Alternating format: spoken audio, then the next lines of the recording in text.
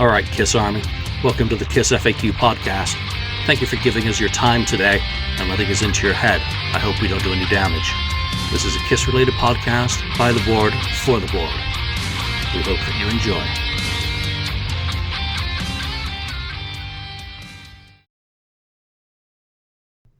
Welcome to episode 204 of the KissFAQ Podcast. I have to adjust my volume. I've been shouting all day, so I do apologize.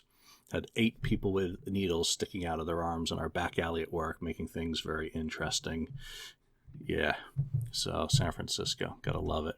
All right, so let's see, where do we want to start today? Well, I'm admin on the message board, Julian, and we got Lonnie, St. Louis Kiss, and Ken, 69th Blizzard. Sorry, I'm a little discombobulated. I did want to start out with a comparison of meet and greets. And anyone who's watched the show long enough will remember me raging about the meet and greet I did with Kiss in Reno in 2017, where my basically $1,250 ticket got me seats right in front of a wall. Well, Def Leppard did one better than that and put me right in front of an empty part of stage with just the sound system in front of me, which being that close to it was not a fun experience. You couldn't even look up and see the screens.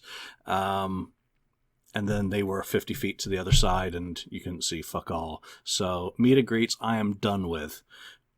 The meet and greet itself with Def Leppard is 15 seconds long. You get a photo, you shake their hands, all 10 of them, or 11. Yeah. I have no fucking clue how many.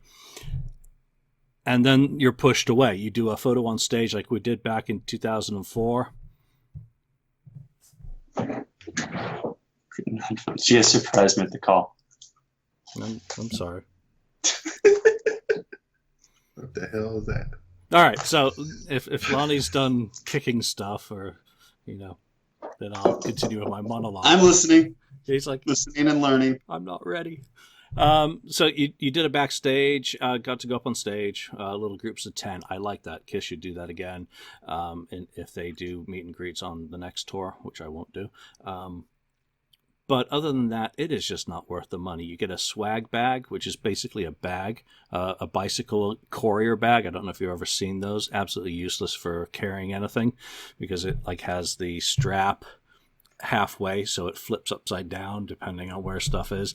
You got a stupid lithograph, and then they gave you a signed photo, which was really bad quality print. So Kiss, I'm going to say, wins on organization. Def Leppard organization was horrible on finding where you're supposed to go. Kiss has always been like a Japanese tourist, which is carrying a banner.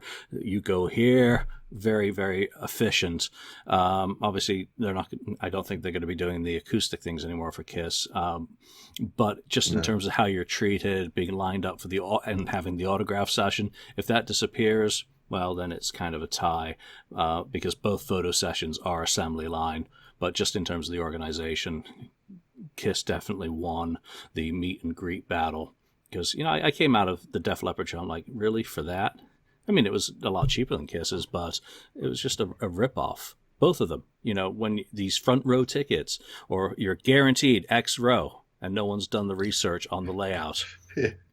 Yeah, you guarantee the second row, but they're not going to tell you where. Where on the second row? Yeah. That's pretty bad. It's just they're exclusive tickets. There should be due diligence done on them, whether it's Kiss, whether it's Def Leppard. I'd actually bought a ticket first before I decided to do the meet and greet, and I wish I hadn't resold it because it was way better, and I would have been much closer to the stage actually than I was with a second row ticket. AT&T Park's a special situation because it's a stadium. Yeah. It's a different layout than is normal, but I must say, if anyone can improve how they do meet and greets, that's the people who organize them. Do the research on what the seating is like, because don't tell people that you're getting a good seat if it's a piece of shit in front of a wall and what is called an obstructed view. That's unacceptable. Jeez. That's a lie. That is blatantly misadvertised, whether it's Kiss or whether it's Def Leppard. And I don't care if they say, well, we didn't know it was going to be in front of a wall. Well, you knew that there was, in the case of Kiss, they knew that there was a pit in front of the first 2 rows. And if I'd gone in the pit, I would have been much closer to the band. So, it's disingenuous at best. But there you go. I still maybe said that was all. I was going to say maybe that's all that Journey left them with is those crap seats, and Journey's best seats were the better view ones. Yeah, it might because they're the headliner, right? Maybe they were headlining that show. I believe Def Leppard and Journey have been trading. But I didn't even stay for Journey. I was so hacked off by the end of it that my neck was hurting from trying to look up at the screen to see anything. It's one thing, and really? Being right in front of the sound system. I mean, my heart was actually rattling inside the cage, and it was just so loud. And yeah, I had earplugs, but it was unpleasant to actually physically be getting attacked by the music. The band was good. The set list was absolute shit. It's a greatest hits set list. Same problem that Kiss has, and here I am as a Def Leppard fan. But, Foreigner was fantastic. I enjoyed them. You just reminded me of something. Remember the exposed video and Paul saying to lose weight, you keep turning, I think he said turning up the volume. It'll help you shed pounds. Or maybe make the fat girl skinny. gives you a workout because it rumbles everything. Yeah. It's like those vibration machines I used to use in the old days to try to make people lose weight. So now I'm bummed thinking about the end of the road tour and meet and greet packages, especially after the changes were made. I have been a proponent that they need to get rid of they need to trim the fat off the meet and greets if they're going to make more of them. But they have to be more openly and honest about the ticketing and what you're going to get, because that really did piss me off in Reno and again, last weekend. And at least this weekend at Deep Purple and Judas Priest, I know the seats are, they're not on the lawn. They're not that far back, but they're pretty far back. But, it's, it is what it is. The music, they played well, even if they fucked up their intro. I mean, they set off the computers early and the intro just starts and then goes to a metronome, talk, and no one's on stage. Well, perfect. Well done. All right, let's talk some Kiss. And the first thing I want to talk to you guys about, who I hope you both listened to the Paul on the Rolling Stone podcast, him going into some of the things about where he's at in his life. It seemed very odd that he would actually talk to Rolling Stone, who remain the arch enemy of anyone who cares about Kiss. It's like, why would you go to them? Are you still seeking approval from your mommy? Very interesting. It's Lonnie. What was your take on that podcast? It was really interesting. But I was surprised again, for starters, that he was on. That's where he chose to do really his first interview since the announcement of the end of the road tour. That's where we chose to go. I'm not saying that he's going to come on our show because God knows that's not going to happen. But I was surprised he went to Rolling Stone of all places for him to do a first time interview. It's very apparent that he knew. I mean, the elephant in the room, and it has been the elephant in the room for the last 10 years, is that there's a problem vocally with him, and he addressed it. And he knows that it's deteriorated, and he made the comment. If you want to hear me sound like I did on Kiss Alive, well, go listen to Kiss Alive. I thought that was a a very well thought out statement that he made. I said, what? I know it is what it is. And every vocalist goes through it, that, you're not going to remain in top form forever. An athlete doesn't remain in top form forever.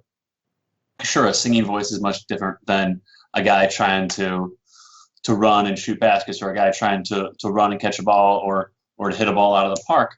It served Paul well for the majority of his career in Kiss. So, but he knows. So I think it's refreshing that he knows, and that he's just not and we're just not talking about it anymore like we did for such a long time, that we just wouldn't address it at all. And I thought the thing that he said about he kind of took a little stab at Gene a little bit in his remarks when they asked him about, well, how do you feel about Gene making the remarks about he never loses his voice. And he said something along the fact that, Gene's doing most of these shows for free. When they're not free, they don't sell well. It's like, oh, but then he does go on to say that Gene and I are partners for 47 years, blah, blah, blah, blah, blah. So if Gene makes fun of my voice, I'm going to make fun of Gene's shows. Sure, whatever. And you know what, Gene did. I think it kind of rolled off Paul's, face, but that he said that, and I don't think Gene really cares either that he's saying that Gene's doing most of these shows for free. Well, that's not true, and everybody knows that's not true. That Gene's not doing most of these shows for free. People pay for those tickets, just like anything else. So it's very misleading, misinformed. Obviously, that statement is, but I thought it was interesting. I thought it was a good interview, but just what struck me more than anything though was where he chose to do that interview, like Julian said, leading off. So. But it was good. I enjoyed it. I'm waiting for Paul to come up with the excuse when someone asks him about Gene's comment. I'd love to talk about Gene, but I really need to save my vocal cords. Ken, what was your take on that podcast? It was good. I mean, it was interesting. I agree with Lonnie about that. Well, both of you about Rolling Stone. First of all, I don't understand that. But he's trying to, I guess promote the tour, and I guess he's promoting also his painting too, of course. And the thing about Gene and all that, and it's okay. He took a little stab at Gene, and it's turnabout, it's fair play, and all that stuff. But what piqued my interest is when he was asked about the former members coming. Will any of those, appear during the tour?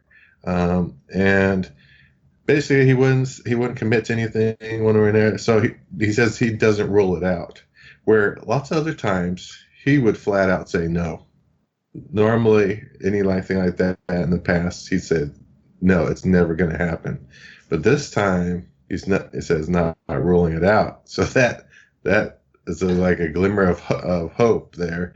And maybe he's just trying to keep it undercover right now. He doesn't want to reveal his cards yet on what's going to happen during this tour. So that's the one thing. The other thing is, which I thought was good, was he said this stage is not like every other stage where they kind of change something or add something slightly to change the stages. He said this is an all new built design stage, and with sound like a lot of technology was put into it, whether that technology is more bombs going off, more fire, more lasers. I'm gonna guess they're gonna use lasers, and maybe that technology could go into the audio part of it too, where helping his voice possibly during the show, or backing track, or he sings along with it, or who knows what. So that I thought was promising. So I have high hopes that we're going to see some good stuff once they come out. Yeah, I think you raised something that's very interesting. That talking about the stage. I mean, for me, Paul Stanley or Gene Simmons talking about the stage is like Nigel Tufnell talking about amplifiers. But this one goes to 11. So exactly. It's also like calling the new album. One more. It's also like calling the new Kiss album the Next Destroyer too. Yeah, we've heard that several times.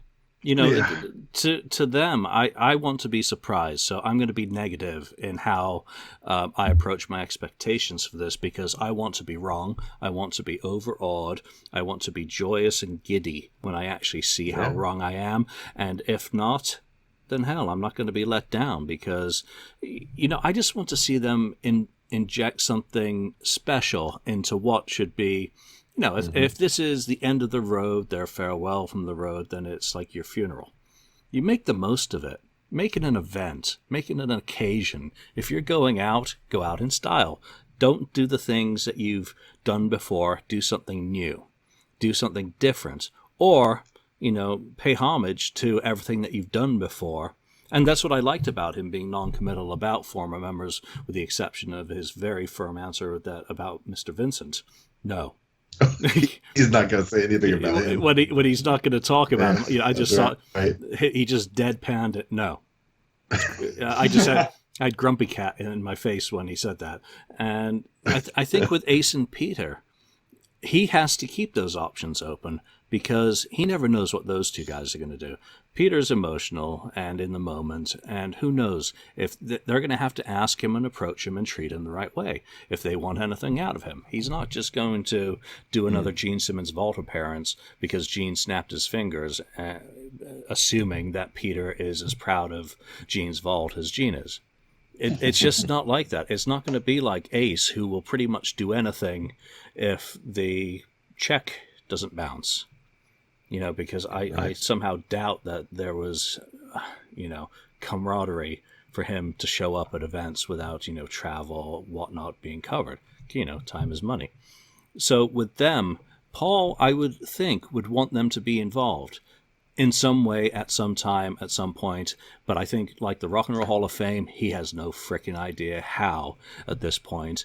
And they never will know until it's closer to the time where they want it to happen, because with Ace and Peter, things can presumably change. If the tour goes off gangbusters, then, and they're relying on Peter for some aspect of it, well, Peter's going to say, well, it's doing really well, man. I want more. More money.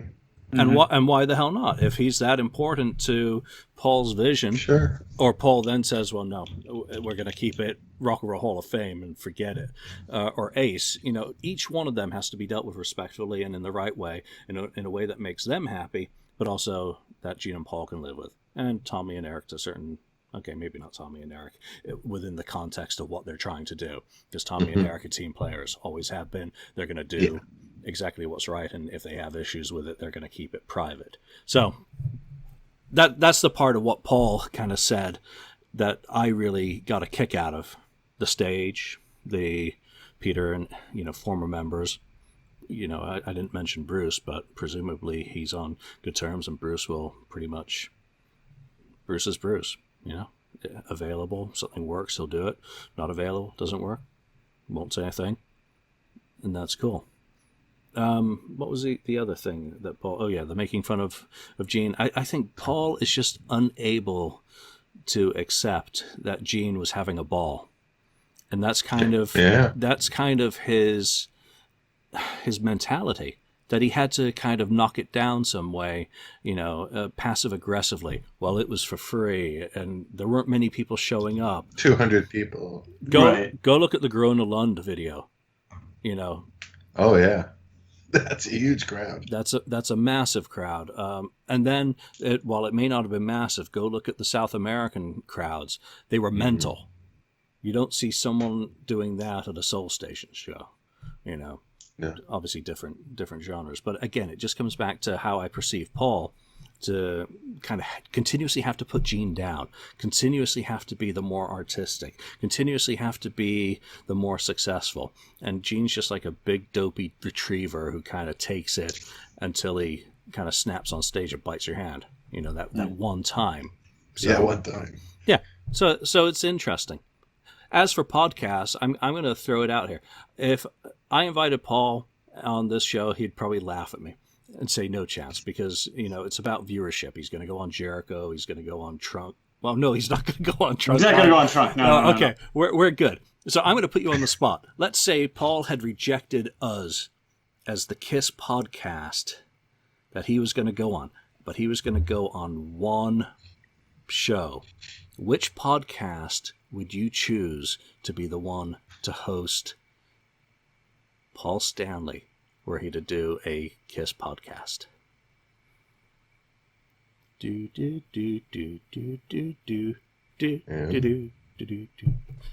this really puts you on the spot, because I just want to have some fun with this, because for me it's easy. Podcast gets it. As much as I love Mitch, he's not a Kiss podcast. Decibel Geek, not technically a Kiss podcast. Ages of Rock, not specifically, Kiss podcast.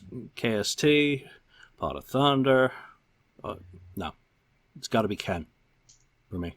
There's something powerful about Ken's. So Ken, who would be your pick to host it, were he to do it? Well, I was going the same way as you. Had to start with the Podfather, the one that started it, really, for Kiss Podcast. So, Podcast it would be the one. I think a close second for me would be Podcast Rock City. Mhm. Because they really enjoy that, and I know how much they love Paul. Jody and Joe. Yeah, and Jody loves Paul. So they love Paul. So I think it would be a love fest on that one. Podcast I think is a no-brainer. Ken is very good with his questions, and he's always well prepared, and he's humorous too. Maybe he'll throw us a couple of Gene Simmons impressions at Paul. I mean, that is 99% of the reason why I went with Podcast rather than the Kiss Room or PRC is Ken's imitations of, not only can he do Gene Simmons' voice, but he also does David one of Lee me. Roth. No, he does me. So He does you? He does me. Yeah. Oh, God, I gotta hear that. Yeah, No, I never want to hear it again. I want to hear that. It was too freaky. If you're listening to this, Yeah, I want to hear it on the next podcast. Yeah, we got to hear podcast. Julian on the next. Do an impression of Julian doing the show here. I turned purple. I don't know whether it was the heart attack or the embarrassment, but it was definitely purple. All right, Lonnie, which one would I got to echo Ken, because I know Jody lives in town, and I know Jody, and we've hung out, and I definitely have to echo Podcast Rack City or Podcast. I definitely have to echo exactly what Ken just said, because I know I know that Ken would get it'd be great for Ken to do it, because he started all these. He is the Podfather, so I think it would only be appropriate for him to do it. But as much as Jody and those guys love Paul, I think they'd be just as excellent to host Paul on their show. So, but supposedly Mitch has him coming up though next week on his show, so that's kind of cool. Oh, great. Mitch is next level now. I mean, Mitch. Oh, for sure. Mitch is like, Mitch is in the major leagues. We're down here in single A, so. Yeah, so that's a fun one. And obviously, if we didn't mention your podcast, there's a lot of Kiss podcasts. You're all fantastic. You all rock. You all put time into doing it. So just because we didn't mention you, Matt Porter, love you as well. Don't worry. Even though you beat us in the poll this week. Yeah, you did. Well, you know what? I voted for them. I don't vote for myself. It's just morally wrong. So I voted for them. I voted for you, Jude. Because I voted for you, Julian. You voted for you, Lonnie. Game point. It's not just one person on this show, but I was not a big fan of that whole concept of putting, podcast like against podcast. Yeah, like I said in a couple of posts that were out there about that, under those polls, I said everyone's a winner. Everybody's a winner. Half of us. To the poll. Half of us. So were you're losers. somebody. No, but I don't consider myself a winner. I consider myself a loser. Yes. Now I have nothing invested in it. I'm having more fun. But I did think it was evil to put like zilch against cheap talk. Putting the Ken Mills podcasts against each other. I mean, how do you do that? Or there were some really unbalanced. I was surprised we did as well as we did against the Kiss Room, to be perfectly honest. And if you did vote for us, we do appreciate it. And also, if you voted for the Kiss Room, we appreciate it too, because you're supporting Kiss podcasting, and we're all part of the same group. But with the reputation that the Kiss Room has, that they've been around longer than us, they put together some incredibly diverse shows, and a lot of effort goes into their production. And then obviously they do stream live out of Montco. Once a month. I don't get to listen as much as I would like, so if I get your details wrong, Matt, I do apologize. But again, they're a very high standard along with podcasts, so to get even in the ballpark of being competitive in a silly little vote was entertaining and good fun. Let's move on to something else about Paul, and that's his new brand of shoes. And if Andrew had been here, if Andrew had shown up, he could have shown them off. But I just want to get your thoughts on. There's two models. Any interest in buying them for yourselves? Are you looking for them? Or what are your thoughts in general? Because I think those leopard skin ones with kind of the pelt on the side really go well with Paul's shirts. Oh, absolutely. Yeah. Well, I mean, that one I don't like. Yeah, that one goes with his shirts, but I thought that one was kind of hideous to me. But I have on order as of today the zebra ones, the other ones. I used to wear those Puma suedes when I was a kid. Not that design, of course. They were like blue with the white stripe or whatever. Right. But I used to wear those when I was young. I always had those, among other, whatever shoes, Adidas and so on. But that was one of the ones I liked. And then it was kind of a no-brainer. It was like, oh, that's kind of cool looking. I said, well, I wear it to Kiss if they come out. And there you go. Vinnie Vincent live, Graceland. Uh-oh. Turn your mute button on. He's on mute. So anyway, Sorry, in the Elvis 68 comeback special style. The production of this show is off the charts, just in case anyone isn't noticed. That's why we win all those polls. Even without alcohol, Julian's an idiot. Yeah, so Julian, I did order. I like those ones. If there's a Kiss reunion show, I'm going to wear those too. Or a Kiss reunion show. I'm not in reunion, but a Kiss.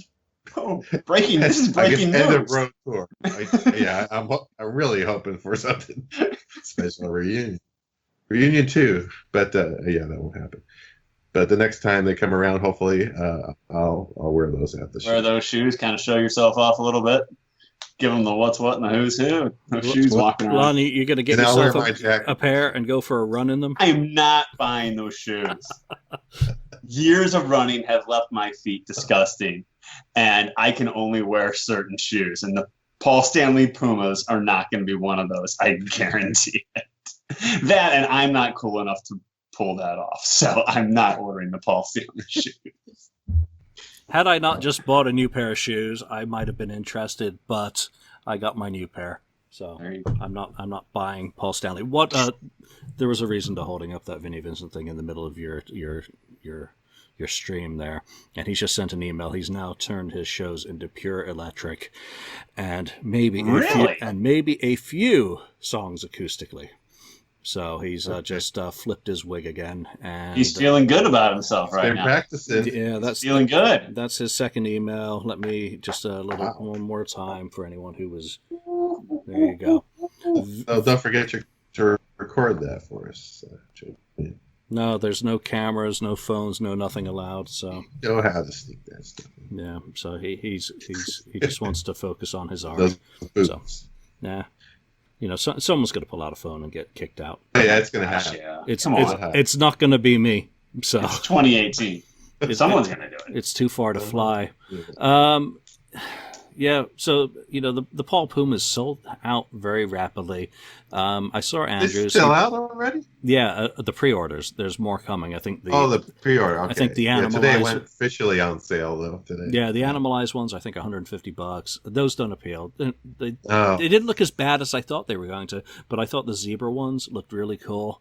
I would have preferred red laces, but. I just. You can always change the laces. You can always get your own laces. It's not an excuse. I'm not buying Kiss shit. No, no. I'm trying to figure out how to like not spend money. That's kind of more important. All right, so we've talked a little bit about some of the stuff with the End of the Road tour, and one of the questions that we had on our little list of things to talk about this week was pick 3 songs that you would like inserted into the End of the Road tour set list that Kiss has not played in recent years or has never played. So, because Lonnie was probably planning on doing his list about 10 minutes before the show started. Guilty as charged. Yeah, which is of course 20 minutes later than we did start. I'm going to go to you first. You mean me? Perfect. No, he means going to me first because I've been sitting here thinking about it. He's going to go to as we've been talking, I've been sitting here jotting down notes. Julian caught me. I was thinking about this. Last night. I hadn't come up with anything comprehensive, but I was thinking about this, being that it is the End of the Road tour, and I would like to see the band focus on more than just the first 6 albums. I would like to see them try to span. Julian thinks I'm hilarious with this one. Julian's like, yeah, dream on, dude. I would like to see that. This is my list. I can have it any way I want. I would like to see them try to span their career as much as possible. Granted, it's not going to be a long set list because I just don't think they're going to play 2 hours. Like I would love to see them play 2 hours solid, but I just don't think it's going to happen. So that being said, I would still like to see them try to span their catalog a little bit more than they have in the last 22 years, I guess you could say. So my list consists of, I'd like to see them play, and they have played this, but they haven't played it in a long time. I'd like to see them play Unholy, so we could get something cool off of Revenge. They have done it with this lineup. It is doable. It is possible. I would like to see them do Tears Are Falling, so we could have something pure 80s. They have done that recently. They did it in Vegas. It's not completely out of the question. Do I think they'll do it? Probably not, but it's my list and it's what I want. And then for my third one, I'd like to see them do something more recent, and this is really stretching it, and it's just not going to happen, but it's my favorite song off of Sonic Boom, and they've never done it live. I'd like to see them do Yes, I Know. I don't think they'll do it. I think it's completely out of the question. Gene hasn't even done it on any of his solo stuff, but it's my favorite song off Sonic Boom, and they've never done it live, and I didn't understand that at the time.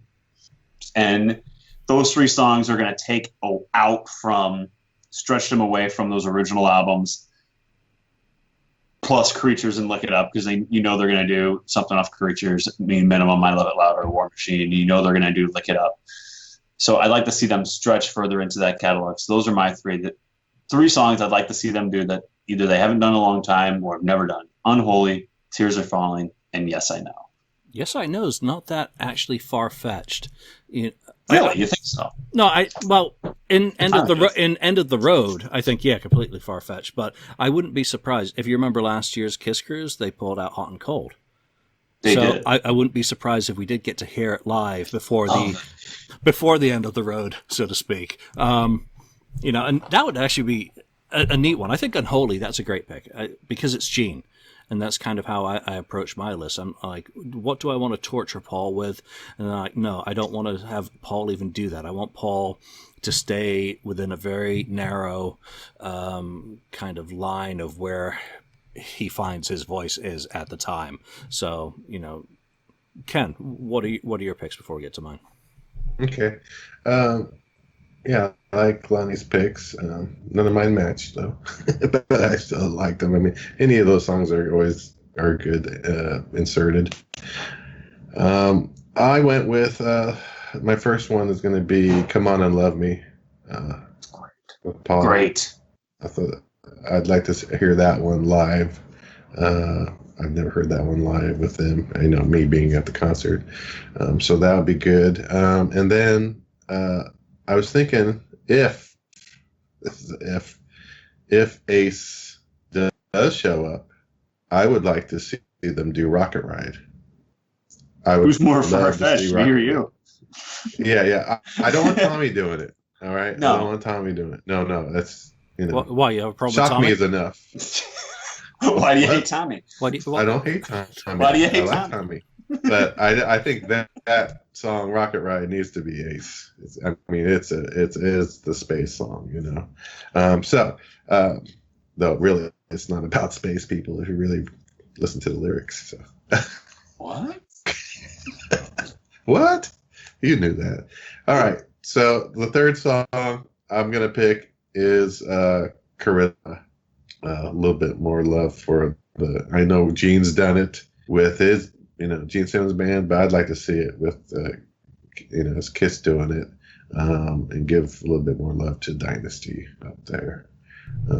If Ace didn't come and do that Rocket Ride, if he's not there to do that, then I would pull something off of, have them do maybe, and this is really far fetched, from the Elder, "Escape from the Island" instrumental. Just rip one of those out. Okay, that's it.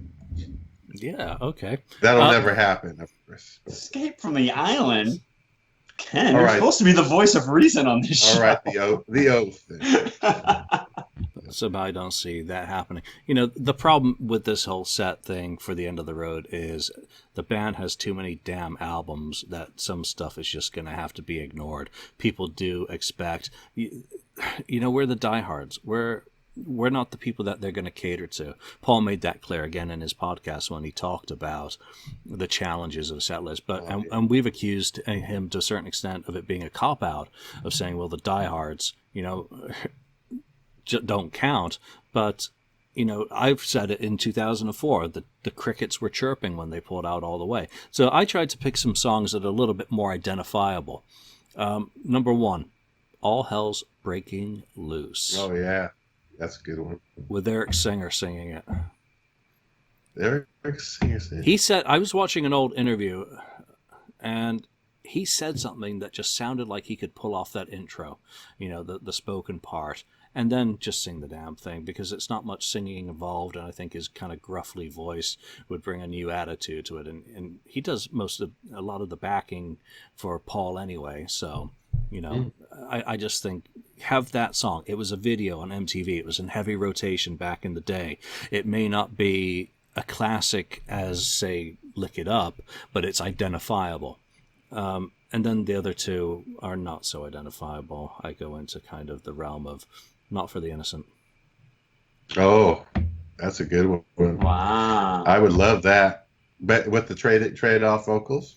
Yes. With the trade-off vocals, of course. Yes. That would be awesome. Because I'm surprised I didn't think of that one. Because that would just be an inside joke that only a few diehards in the audience would get. Some people would probably remember the Lick It Up album, remember the song. It was a B-side to the single in some markets. But only us who would kind of collect and know about that demo from the Creatures era, at the end of the Creatures era, would know why they're trading off vocals. And if they did that arrangement as well, it's a little bit more sluggish, less tight. It would just be one of those things. It'd be that one bone to beat the diehard over the head with. Here's your one freaking bone. Now shut up. People's heads would explode if they did that. Yeah. So that would be my really kind of deep cut. The other one is Watching You. Again, another Gene song. It comes off the classic first three. I don't want to pick stuff. I don't want Sweet Pain. I don't want Love 'Em and Leave 'Em. I don't want Larger Than Life. That doesn't work within Kiss. Watching You was in the set for a long time. So bring it back in. It's another Gene song. And there we go. We've got plenty of Paul represented because he can do his thing as well with Eric taking the primary vocals. He can be part of Not for the Innocent, and then Gene takes over completely, So it seemed fair. And I got to say, those are good. And, I was thinking about it. I think they need to do something like that or throw a few of those extra deeper cuts in. But expand the set. No more of the 15, 15 or 16 songs. I think they need to play a minimum 20. Well, if this is the end of the road, they need to play 20. And you can do that too by not fooling around so much. You don't need to do Lick It Up with the "Won't Get Fooled Again" outro in the middle of it to make that song last 10 minutes. You don't need it. You can play that song the way it is, and it's done in 3.5 minutes. And you can squeeze another song in there. Cut down the solos a little bit too. Those other little. I don't need to see Tommy shoot rockets out of his guitar for a couple minutes. I'd rather have another song. No, you're gonna see him shoot rockets. Do it for a minute instead of 2 minutes. Save a minute here and there. Yeah, I agree.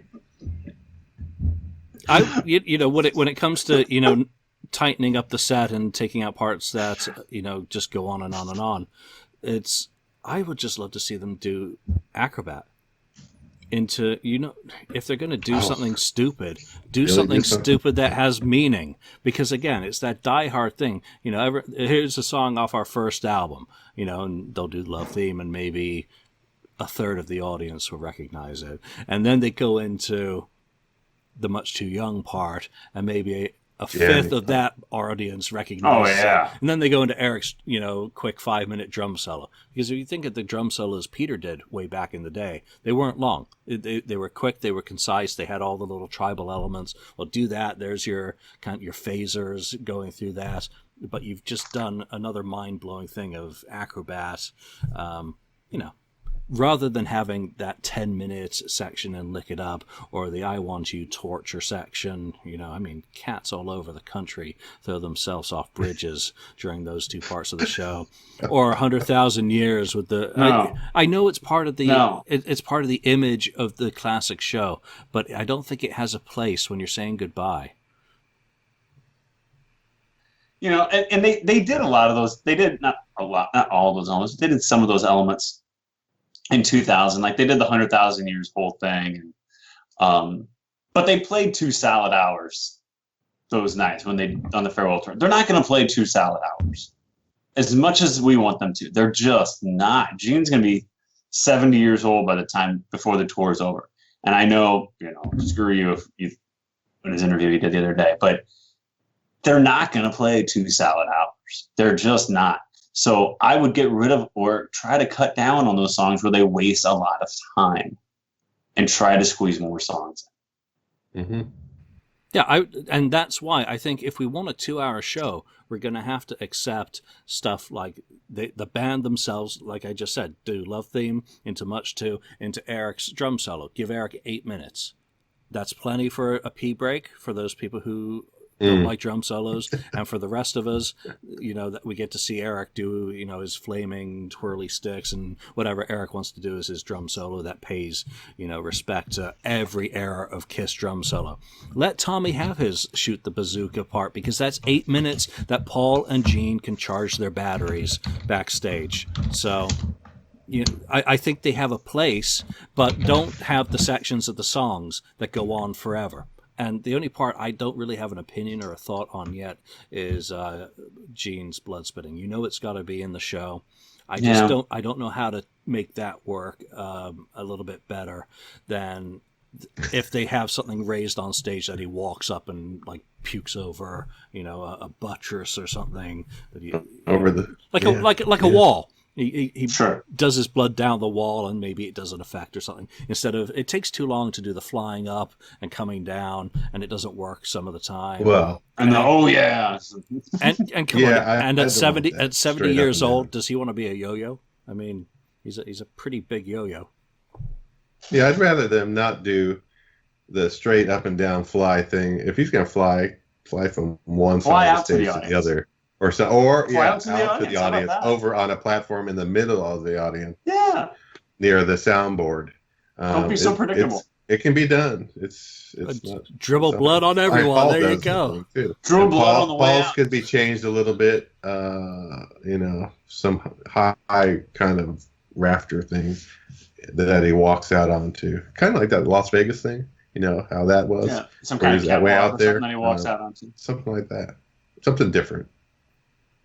All right, so there we go. We're sitting here dreaming, boys. Hey, Hey, surprise us, right? Why not? I mean, one thing we haven't kind of talked about with the set, or maybe we have. Who knows? 1 week kind of is all blur into the next week when you do a podcast. What do you want to open the show?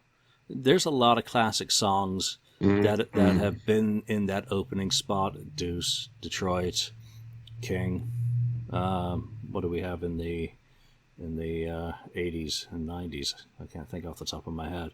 Should it be the classic era opening track, Detroit, or should it be King of the Nighttime World, or was it on this podcast or someone else's that someone suggested that they alternate, between opening songs? I mean, what would you like, Ken? I mean, you go back to that first show that you ever saw. What do you, as a longtime fan, want to see on the last time you see that band live?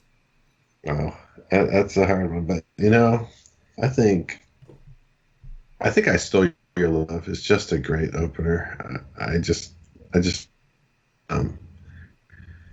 mean, if you're gonna do that, do that one.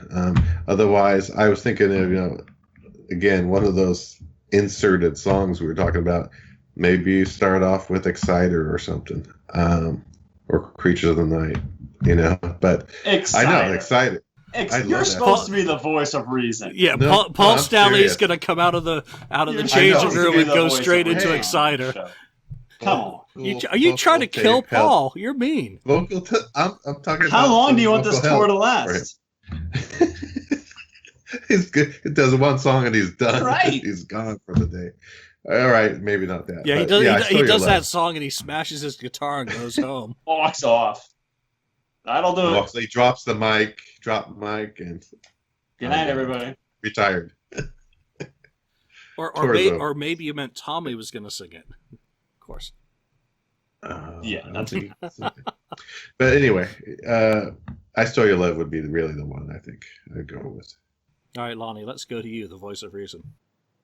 The new voice of reason. I think it's bland and it's boring, but to me, there's no better of an opener for a Kiss show than Deuce. I think Deuce should open the final Kiss tour because it's the opening track, not only on live, it's the opening track back in the day. It's the best Kiss opener. I always say it. I don't think they should open. I don't think they should ever open with any other song. It is the best opener. Really? I say Deuce should be the opening song. Yeah, 100%. I'll tell you, I was at a couple of shows where they opened up with "I Stole Your Love," and it was like, no, I'm sure. I mean, this was like, it was. Oh, I know. Great. I'm sure "Hot in the Shade" was amazing. They came out with "I Stole Your Love."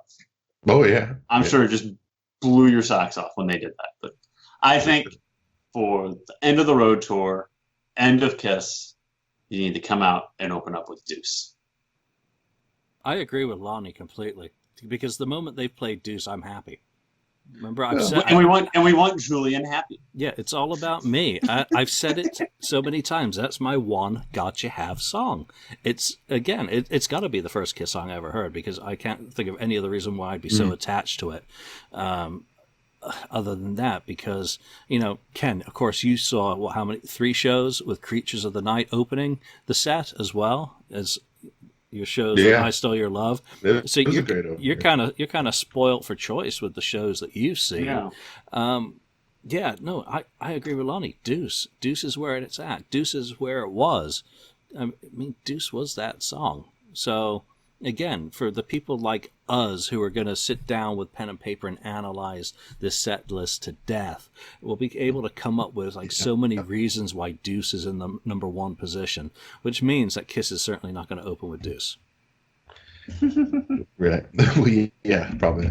I guarantee that they're probably going to open with Psycho Circus. Watch. Oh, fuck no, please. I guarantee though the week after that, or the days or whatever after that first show on their tour, we're gonna have an episode on their set list, good or bad.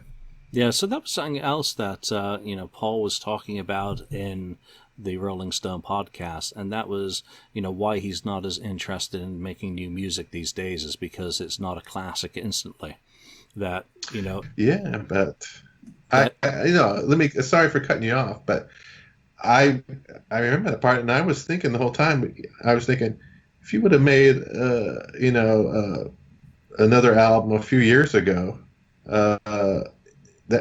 time, like you said, over time, these songs become classics. Modern Day Delilah may become a classic. I don't know. But yeah, like you said, Psycho Circus has become sort of a classic now. It's been 20 years. So yeah, go ahead. I'm sorry for cutting you off. Yeah, so that was exactly the point I was going to make. That it required time for maybe Psycho Circus. I don't know whether I consider it a classic, but it's certainly accepted in the canon. That it's a song that they can pull out that most people recognize at the show, that it's not a dead zone in terms of the performance, and they seem to enjoy performing it. I would, also go as far as saying that Say Yeah has become a classic because if you think of the reception it received coming back into the set list, again, maybe it's the audience participation bit. I mean, Paul's been saying Say Yeah in his raps for, decades. But it just struck me as incredibly, sad and lazy to a certain extent. I can't be bothered to write new stuff because it's not going to be an instant hit. Well, in this day and age, that's not how it is. In the old days, you were cranking out 2 albums a year. You were on the road nearly perpetually, but not as much as the legend holds that you were. And, of course, as an active young band, your stuff was cycling in and out of the set at such a rapid clip that, of course, some stuff was going to stick and become those classics rapidly. when you're 70 years old and you're still making music, you shouldn't be making it to make hits. You're making it to make art. You're making it because you still have something to say. And I firmly believe that Paul Stanley still has something to say musically. I really hope so. I think Gene Simmons still has something to say musically, whether or not his blender's up to another bunch of lyrics being poured in and pour them out. So for Paul Stanley, he's Paul Stanley. I'm not. If he doesn't feel it's worth it because it comes out and people don't like it or aren't into it yet because the music cycle has become longer and longer. We're now, it's like 3 years per album is your bare minimum cycle. Oh, yeah. No one's putting out albums even nearly yearly. And someone will say, well, this certain band is. Okay, well, are they touring stadiums? Probably not. Neither's Kiss, but that's beside the point. But between 1974 and 2018, two completely different things. And it just, again, shows that they have not adapted or changed while they've been living it. And all of a sudden, I would like to think that some stuff off Monster is going to be considered a classic. It certainly won't be because they performed it. Because what are you talking about? Paul says Hallelujah is a classic. There you go. Yeah, when's the last time they performed it? Been a while. Yeah. Vegas? Did they do it in Vegas? They did it in Vegas. See, I kind of remember. But that leads us into, kind of the final part of the show today, and it's the 20th anniversary of Psycho Circus has just taken place. I'm still not in love with it as a Kiss album, but I am over the butthurt of it being what it is, in that it is Gene and Paul and not Ace and Peter. There are some very good songs on that. I grudgingly have to say that I accept that Psycho Circus is a Kiss classic for all the reasons I just said. I abjectly refuse to say that Within is. That should never be performed live again, should never have been performed live in the first place. And Into the Void is just a weak Ace track that I love. What are your... You pissed Ken off. He's like, I'm out of here. I can't talk Psycho Circus. Well, you can. I can. Saturday, was it Saturday or Sunday? I guess Sunday was the 20th anniversary of it. So I don't know what the Kurt post is the correct anniversary because I don't want to get any fucking messages left that we got the wrong date. It was Saturday or Sunday. It was over the weekend. And I was going to barbecue Sunday night. I was like, you know what? I'm going to listen to Psycho Circus while I barbecue. I'm just going to listen to the whole album, start to finish. And my wife comes out while I'm barbecuing and listening to it. And Within comes on. She's like, tell me as we go if you've heard these songs before or not. And she's like, Within comes on. She's like, no, I haven't heard this before. And she goes, this doesn't. I go, this is. And she says, this is Psycho Circus, right? I was like, yeah, this is supposed to be the original Force. I'm like, yeah, I do pay attention to you. And she goes, this doesn't sound like classic Kiss. And they're like, no, because that's not the original Four playing on that song. That's why it doesn't sound like classic Kiss. And then like some more songs come up, and then You Wanted the Best, You Got the Best came on. And she's like, oh my gosh, this is terrible. I said, yes. I said, you have a keen ear for music because this is absolutely terrible. But that being said, I enjoyed listening to it, and I remember the day it came out, and it was such a huge deal the day it came out. I had an 8 o'clock class and a 9 o'clock class at college, and I skipped class that morning so I could go buy the CD at Best Buy at 10 o'clock the moment it came out. Sorry, Mom, if your mom doesn't listen to the show anyway, so she'll never know still. She doesn't. She doesn't listen to your show, Lonnie? I don't think so. It breaks my little heart every week, but I don't think she does. So, I remember, just doing that because I couldn't wait to get my hands on it, and then to go home and listen to it. And it was a magical time for me because it was supposed to be the Kiss album that we had been waiting for all those years. And it is disappointing, but I'm with you, Julian, that I've grown past the part where I'm not still butthurt about it 20 years later that it's not the original Four on there. Is it a good Kiss album? No, it's not a good Kiss album. It's an okay album. It's not a good Kiss album. And I'm really, really glad that it's not the last Kiss album that we were able to get Sonic Boom and Monster. And obviously it doesn't sound like we're going to get anything else, but I'm glad we got those two to put a bookend on their studio career. So it's okay. It's just okay. The album is. It's more of a disappointment, I guess, than anything. But when I listen to it like from start to finish, I still go back to 1998 and the 18 or 19-year-old in me just being so excited about it coming out. So it's just okay, but it still has a little bit of magic to me.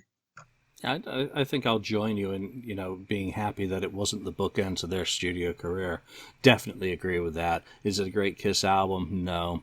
Is it okay? Yeah. Is there some pretty bad stuff on it? Yes, there's some very bad stuff on it, and there was even more on Gene's solo album that soon followed. It was a disappointment, but I started getting over it when, it was the one album that people were kind of clamoring, and myself included, to have released on vinyl. It was, we're like, when are they going to put it out on vinyl? When's it coming out on vinyl? It's like, why do we want it? We're completists. Do we want it to? Absolutely. Do we want to play it? No. Absolutely not. And then it was like, open it up. Does it have a dust sleeve? A proper, how did they do it? That was kind of the stuff that was more interesting to me for where it sits in the catalog. It was kind of a missing piece. It was a what could it have been with Ace playing on it, or Peter bringing his own songs in and working with the band? What would have been had Bob Ezrin stayed in the process rather than going on for his startup company that he was working on and leaving it to someone like Bruce Fairbairn to produce? It's more a question of what ifs. It really is. It would almost make a better kind of book project to try and figure it out, because it's just such a messy part of their history. I have to look back fondly on it because it was the first tour that I ever saw the band. So, and I saw that special show with, the songs in the long song in the set, the circus and all that. But again, I then have to separate it out from all those stupid comics and all the merchandise that just became idiotic for my tastes at the time. So, it's got a few good songs. I'm happier with it now that it's not the bookend, as you said. But Ken, when you look back at it, as an overview of, damn, this album's 20 years, where does it kind of sit for you as either an album that you listen to or a period that you recall? I remember the period. I was very excited, of course, for new music coming from them, from the original four. Supposedly, yes, original. And still, even though it was, later on, discovering that it wasn't, Peter on drums. I didn't listen too hard enough to really think, oh yeah, he's not drumming the same as he was drumming before on other music. Peter's sounds different. I didn't think about it. I just took it for what it was. I thought it was, the four. But having said that, the music, there are certain songs that really stand out for me, that I always liked. I always liked, Psycho Circus. I do like, and We Are One was pretty good. I liked songs like, Raise Your Glasses, more kind of anthem type song. And, Journey of 1,000 Years, that kind of stuff. So there was still some good music on it. It wasn't a perfect album. And then there's on there, as we know. I think everyone edited knows. Yourself there. And, but, it's like wine, I guess, sometimes fine wine, over, some age a little better. They get better over time. I think it's gotten a little bit better over time. And other wines turn into vinegar over time. Yeah, well, yeah. There are some like that too, right?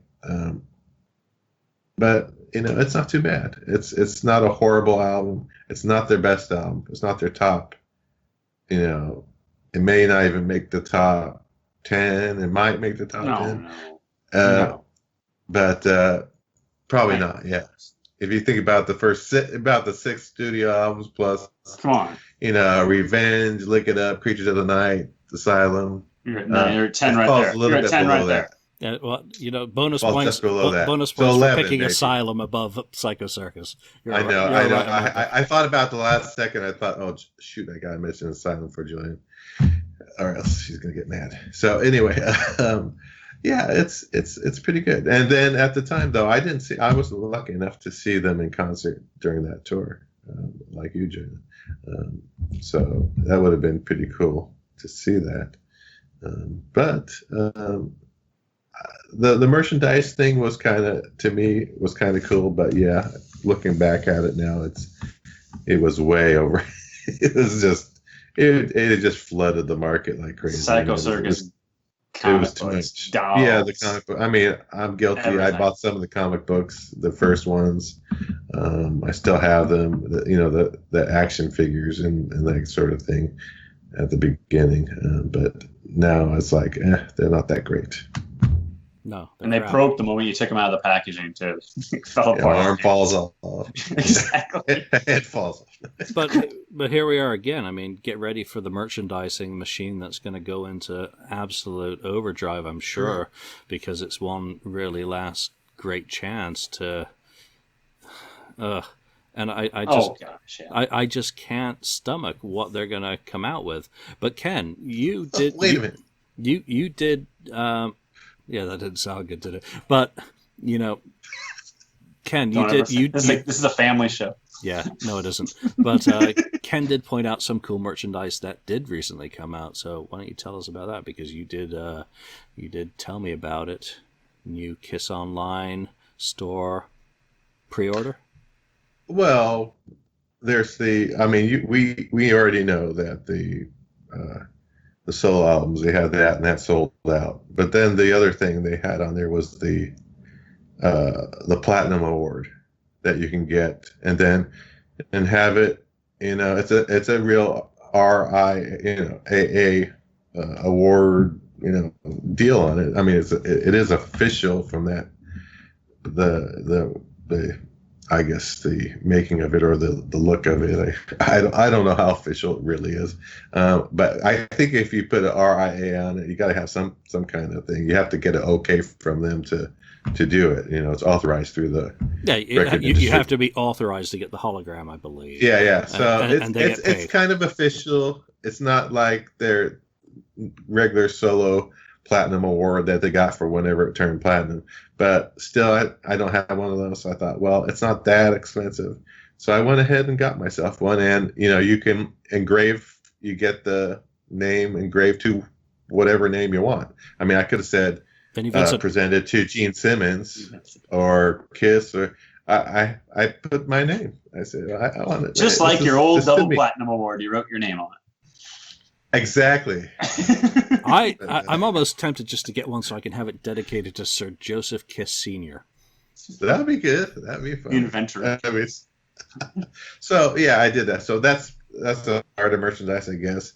I expect more to start coming in maybe October.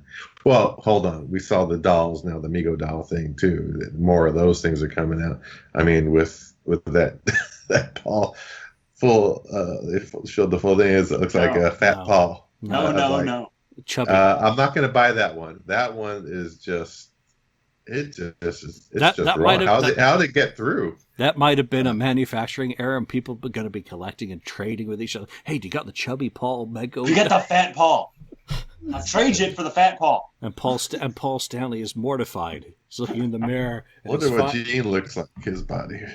Gene looks like Homer Simpson. It's like a sumo wrestler. No, I just bashed on merchandise, for what to expect, just because I just get the feeling that they will just license just about anything if they get paid. But that I just nearly said Dynasty, that double platinum, no, that solo album award. Albums, yeah. Thank you. Kind of combined. Four combined. Yeah. Apart from the record label having that stupid rock and roll over-esque design of the four, faces from the solo covers, I thought it looked good. I thought it was a great idea, a great concept. I wouldn't buy it for me. But I could easily see myself buying it as a gift for someone. And that's probably the sort of thing that they think about. But I thought it was well done. I thought it looked nice.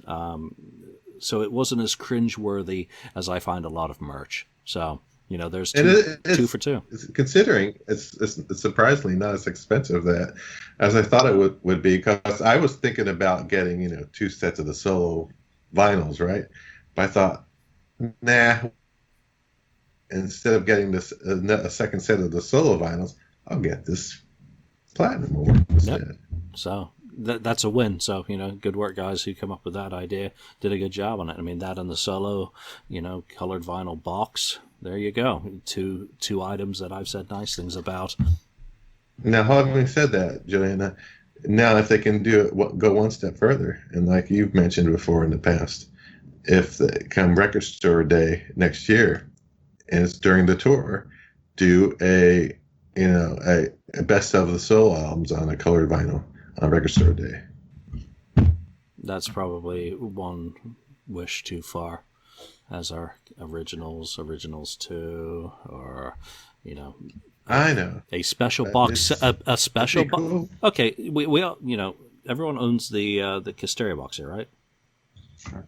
Okay. Yes. Which one of you would buy, say, another Kissteria box which had international vinyl in it? So you had the best of the solo albums. You had Lo Mejor de Kiss from South America. You had like the different Argentine covers. Shakira. All of those kind of. That would be cool. That to me would be that interesting. That would be very interesting, and that would be a high premium item. O Rock de Kiss repressed. First Kiss, last looks repressed and put in there, things like that. Mm-hmm. I think would be really cool. I could see them being able to do promos. All those promos would be great. Yeah, the promos could be a box of its own. I mean, there's some very cool things that have been pressed on vinyl, and go check out the Kiss My Wax books for pictures, or go on the FAQ, and just see them. That's the kind of stuff that I like to see on Record Store Day now. I don't see it happening. I just, they're still. I know. They were still selling Kissterias, recently, so could barely get rid of them. I think everything's become too expensive for most fans, and do I really want to spend another $1,800 on another Kiss box? I don't think I'm allowed to. I don't think I want to. Agreed. Got bills to pay. Got a kid to go to college, so. Yeah. There we are. All right, let's leave that there. For those of you who've been listening to us, chime in with your thoughts on any of the topics that we've kind of discussed today. It's going to get exciting. Tour routing, we're waiting on. We're hoping that they announce something soon. They need to announce something soon. They should have announced something already. But again, it is what it is. These things don't come together instantaneously. Hopefully we'll all be bitching about where they're starting the tour or where they're not going. Oh, no, we will be, no doubt. Don't worry. Yeah. So whether you listen to us on Facebook, on the FAQ, or elsewhere, do chime in with your opinion. If you haven't, or do rate us. We do love ratings, especially 5-star ones. The 1-star ones are useless, so don't even bother. But for now, from Lonnie, from Ken, and myself, thanks for listening, and we will see you next time. Thank you for spending time listening to the KissFAQ podcast today. All sales are final. There are no refunds. If you'd like, look us up on Facebook or come over to the KissFAQ message board and discuss the topic we've broadcast today. Don't forget to rate us on iTunes, Spreaker, or wherever you've listened to the show. We hope you'll join us again.